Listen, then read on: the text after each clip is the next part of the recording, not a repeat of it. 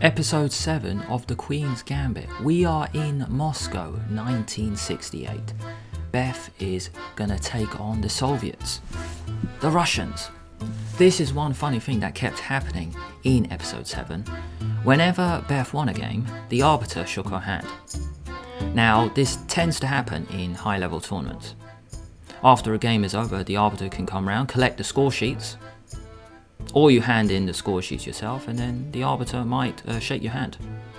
But not after every game. Maybe the arbiter shakes your hand if you've won the tournament. So we've got a couple of scenes here where the arbiter might even be getting a little bored, always shaking Beth Harmon's hands because she keeps winning.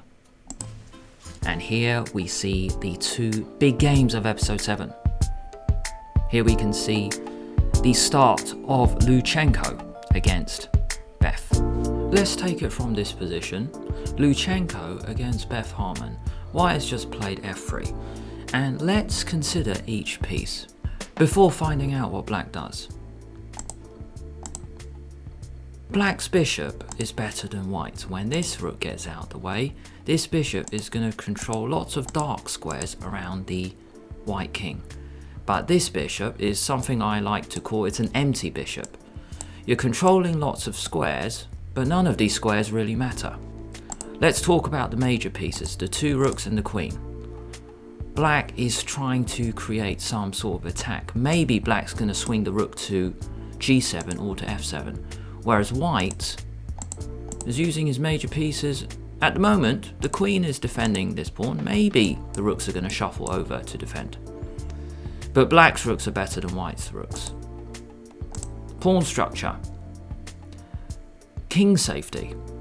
White has 3 pawns, black has 2. So they both look relatively safe. Until now. In comes Garry Kasparov's analysis. Black now played the incredible h5, which looks terrible because of the pin on the d3 h7 diagonal. It looks like white can just take. But now black plays a brilliant move. Good luck finding this. King out the way. Deliberately giving up 2 kingside pawns. I've never ever seen this idea before.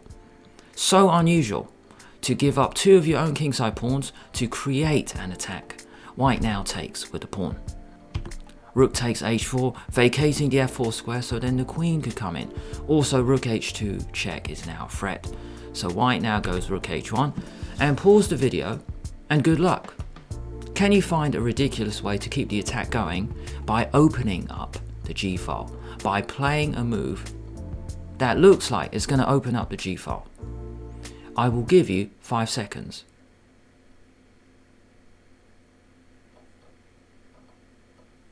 The move is rook h7. Never have I ever seen a move like this, where you put a rook on this square, white can just take it, but it's losing. So first question must be, if you take the rook, the g file opens. Black has another major piece, the queen. To g7, check. The king has to move, and it's game over because white cannot move the king anywhere, so then it still protects the rook on h1. So king f1, rook takes h1 check, king f2, and checkmate in one move. Shove the queen right down to g1. So then the king cannot escape to e3. Queen g1 is checkmate. All squares covered. Back to the episode after rook h7 played. Luchenko now goes rook g1. Beth now plays rook h5. Options. Rook h2 check is still there. The bishop on e5 still controls lots of dark squares, but now black can swing the rook over to g5 to check the king.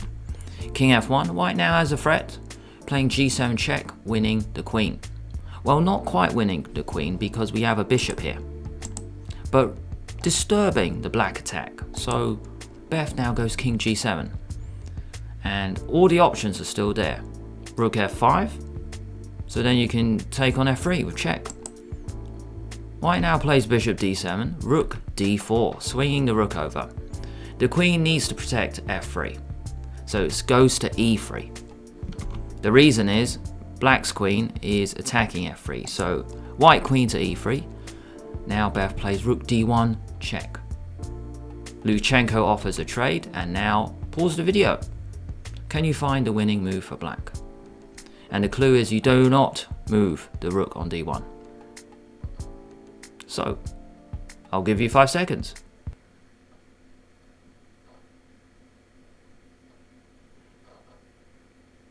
If you do not move the rook, you've got to attack something more valuable, so it has to be attacking the queen. Bishop d4, and this is game over. Here, Luchenko resigned. If you get the queen out the way, first thing I want to say is queen e7 check doesn't work, offering a queen trade, because you can just take it. White cannot play rook takes because it's illegal. Black has his rook, pinning White's rook to the king. If the queen moves back, then we can swap off rooks, and then there are 2 options. If the king takes, you can play rook e5, winning the queen, or you can take the rook on g1. After bishop d4, if queen e2, if rook takes e1 check, if white now takes with the queen, then black can get the queen in. Queen takes f3 check, and it'll be checkmate in 2 moves. You have to block, and then you can take with mate. This game was taken from a real game, Arshak Petrosian against Vladimir Akopian, back in the 1980s. In this game we got to see the sheer power of Garry Kasparov's analysis. Here are some really nice scenes I want to talk about after the game. Luchenko's just resigned, and here Beth says, "I played your game since I was a small girl." As a chess player, I've also done this. You play through the games of players, of masters who are better than you. Luchenko then says, "I went over your games at this tournament." This tends to happen when you're preparing against someone. The most important games tend to be their most recent ones. So you get, let's say, a database, you download the games from the rounds, if they've been put online, and you go through those recent games. So that's what Luchenko did, and that's what players normally do when they're in a tournament. Here I want to end the Luchenko part with this. I may have just played the best chess player of my life. What a nice thing for Luchenko to say to Beth Harmon. And then here it's just such a nice reaction. You can see Beth crying here as she's just beaten a top Russian player. What a very, very nice scene. The final game against Borgov. Beth Harmon has white, Vasily Borgov has black. d4, d5, c4. Here we get the name of the show, the Queen's Gambit. White offers a pawn on move 2. Black can take it, that's called the Queen's Gambit accepted. Then white might go e4, trying to get the center, trying to get the pawn back. But black can play moves like knight f6 to attack the center. Black can play e5 to strike in the center. This is the Queen's Gambit accepted. A good move nowadays is e6. This is the Queen's Gambit declined. You don't take white's pawn, you build your own pawn center. You've got 2 pawns in the center, so does white. And one more option, another great move here is c6. This is the Slav defense. Once again, both sides have 2 pawns in the center. So we have d4, d5, c4. Now we're gonna jump straight to the adjournment point. h3. This is the game Vasily Ivanchuk versus Patrick Wolf back in 1993. h3 played and Borgov says adjournment. That means this game is going to resume tomorrow. A good strategy to adjourn when you have an easy move to make. Here, black is just going to retreat the queen. Queen g6. And here, both teams get working. Beth has a team led by Benny. Really nice scene where Benny phones Beth up, giving her variations along with all the friends we have seen throughout the show.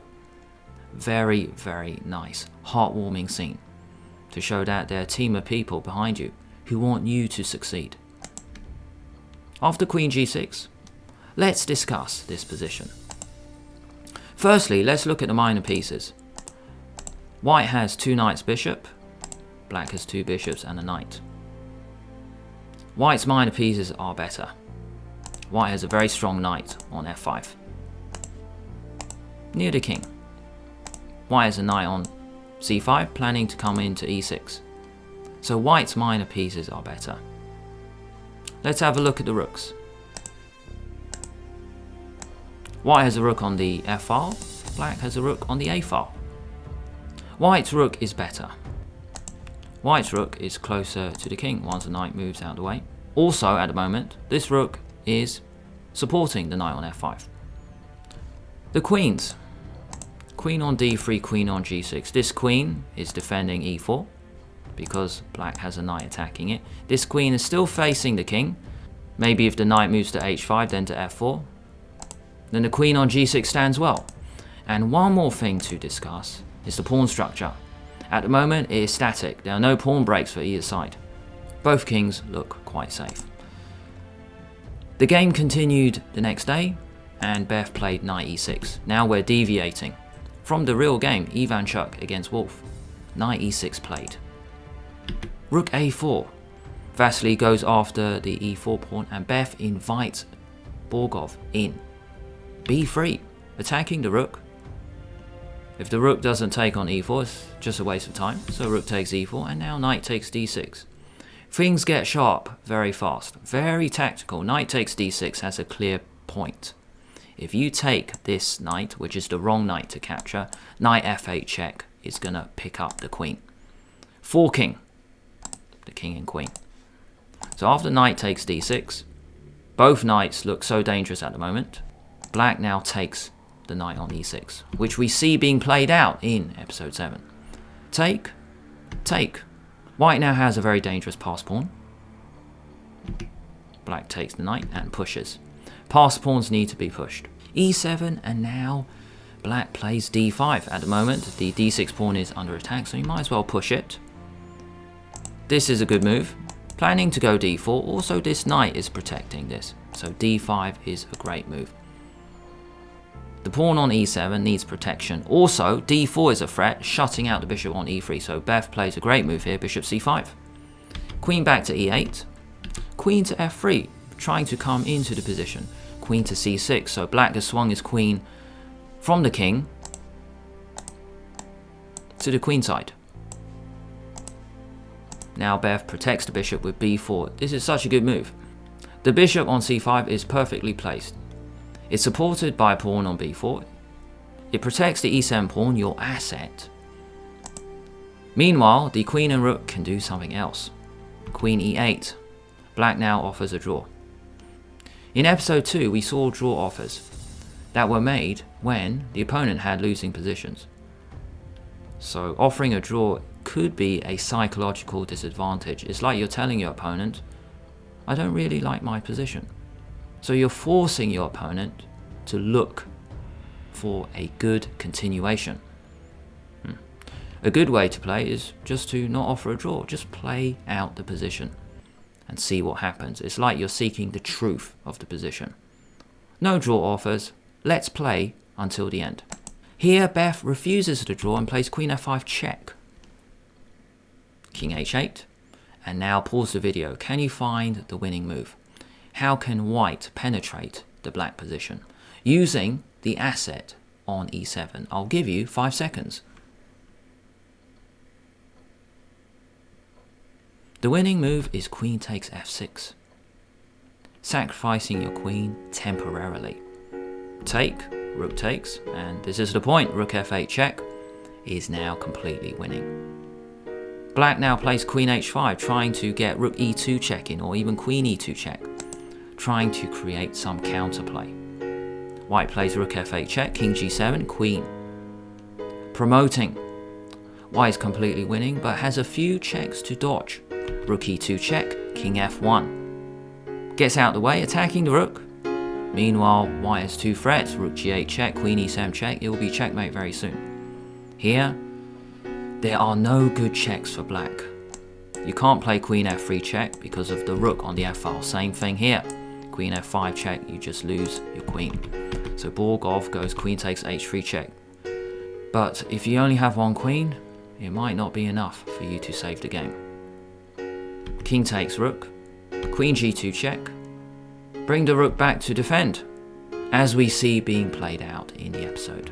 Queen e4 check, king d2. You can see Beth Harmon slowly sliding the queen to the left. And now she realizes, they both realize, there are no good checks for the black queen. Every red arrow is a possible check, and none of them are good. Meanwhile, white has threats. Get the rook in now, and he'll be checkmate very soon. So here, Borgov resigned. Beth Harmon beats the Russians. Beth Harmon wins the tournament. A nice moment, a bit of a weird moment, to be honest, because when you lose a final round game of a high-level tournament, the last thing I would ever want to do is hug my opponent. I would probably do something else to my opponent. Later, Beth phones Benny, lets them know of the good news, she won, and they're just going mad, celebrating for her, which is just a great moment. Such nice moments tend to happen in team events. When a player wins, not only are you winning for yourself, but you're winning for your team and you're collecting points. It creates this nice atmosphere, this nice team atmosphere. It's like friendships are created in this way. When someone scores a win, people celebrate with you on your win. And that's exactly what happened. So it's just such a nice scene when Benny picks up the phone and they all just start going mad, celebrating Harmon's win.